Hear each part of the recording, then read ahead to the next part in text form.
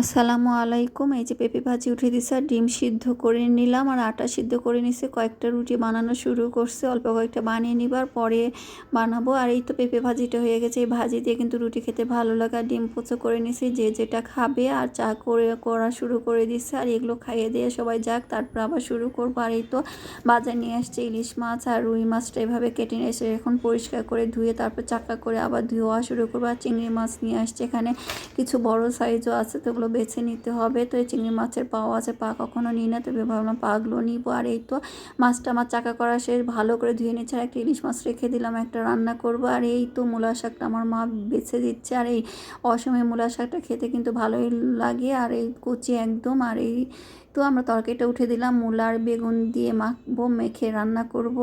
আর অনেক দিন পর ইলিশ মাছ একটা বড় ভালো একটু সবজি দিয়ে খাই। আর ছোটো ইলিশ মাছগুলো তো সবজি দিয়ে খাওয়া যায় না। আর ইলিশ মাছ যে সবজি দিয়ে রান্না করবেন সেটা দিয়ে মজা হয়। তো এখনকার ইলিশ মাছগুলো খুব মজা, আসলে দাম বেশি হলে সব জিনিসেরই স্বাদটা বেড়ে যায়। আর এই তো মেখে উঠে দিলাম। আর এদিকে ডাল উঠে দিছি। আর মূলা শাক যেহেতু ভাজি করবো, ওর সাথে ডালটা না হলে ভালো লাগে না। আর এদিকে চিংড়ি মাছটা বাছা হয়ে গেছে, বড় কিছু চিংড়ি ওই তো বেছে রাখা হয়েছে। আর এটা আমি পাগুলো নিছি, পাটা কখনো খাওয়া হয়নি, তো ভাবলাম সবাই দেখি খাই ইউটিউবে আর অন্য সব চ্যানেলে দেখি সবাই খুব মজা করে খায়, তো নিয়ে নিলাম। আমার ডালটা ঘোটা শেষ, বলক উঠাতে দিছে, তরকারিটাও বলক উঠছে। আর শাকটাও ধুয়ে কুচি করে কেটে নিছে। এটা আমি ভাব দিব না, একবারে উঠে দেবো। বেশি করে রসুন, পেঁয়াজ, কাঁচামরিচ আর একটু শুকনো মরিচ চিড়ে দিছি। মূলা শাক, পাট শাক এগুলোতে কিন্তু শুকনো মরিচ দিলে ভালো লাগে খেতে। আর লবণটা দিয়ে ঢেকে দেবো। আর একদম কচি শাক, পানি বের হয়ে গেছে। আর কিছুই দিনে পানিও দিনে, কিন্তু আসলে অসময়ে জিনিস ভালোই লাগে। এখন সব সময় সব জিনিস পাওয়া যায়, কিন্তু সব সবজি ভালো লাগে না। এই মূলা শাক, মূলা এখন একটু ভালোই লাগে মাঝে মধ্যে। আর এই তো তরকারিটাও হয়ে গেছে, ইলিশ মাছ বেগুন মূলা দিয়ে মাখা এই তরকারিটা। আর ইলিশ মাছের তরকারি মেখে দিলেই বেশি মজা হয়। আর এই তরকারিটা হয়ে গেছে। এই তো মূলা শাক ভাজি হয়ে গেছে, ডালটাও হয়ে গেছে। আমার আজকে দুপুরের আয়োজন এগুলোই।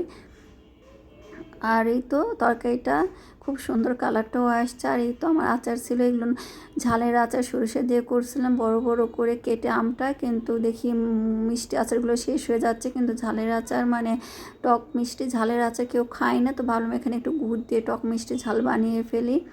তো খুব মজা হয়েছিল, সরিষা দেওয়া আছে দেখে ভাবলাম এটা দিয়ে একটু আনারস মাখি তো কেমন লাগে, কিন্তু খেতে দারুণ, কে না একদম আনারস মাখার মতো হয়েছে।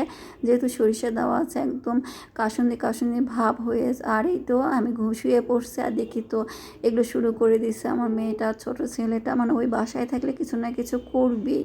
আর ওই তো অসময় করে, যখন শুবে একদম নিরিবিল হয়, রাত 12টার পর কাজ শুরু করে, নাহলে দুপুর 3টার পরেই তো শুরু করে দিচ্ছে এগুলো বানানো। ব্রাউনি বানাবে আজকে ওই। আর যেদিন বাসায় থাকে সেদিন নাকি কিছু না কিছু না বানালে ভালো লাগে না, এই তো বানানো শুরু করছে।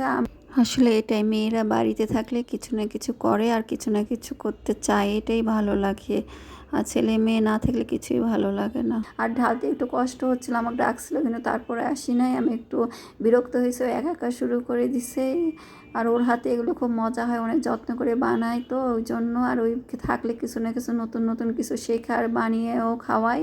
এই তো হয়ে গেছে ব্রাউনিটা। আর হচ্ছে খুব মজা হয়েছিল খেতে। আর ভালো থাকবেন, আল্লাহ হাফেজ।